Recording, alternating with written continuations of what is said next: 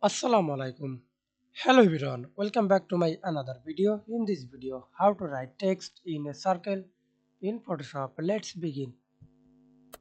Create a new layer, right click, ellipse tool, do not use fill, stroke, select the stroke color,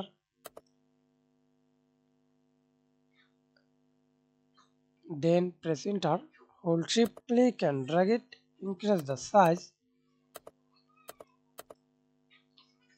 then click the text, right click, horizontal type tool, text color, I rate is red color. Then show this circle icon and curve icon. Then click curve icon, type anything.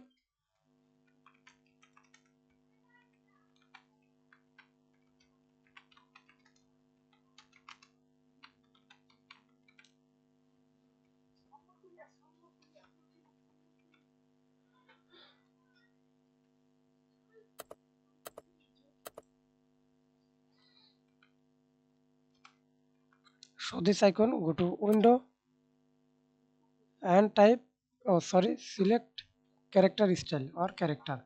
Then show this options. Increase the size, press Ctrl T, hold shift, click and drag it inside. Okay, then hold Ctrl select align middle. Thanks for watching video. Please subscribe to my channel, like, comment, share.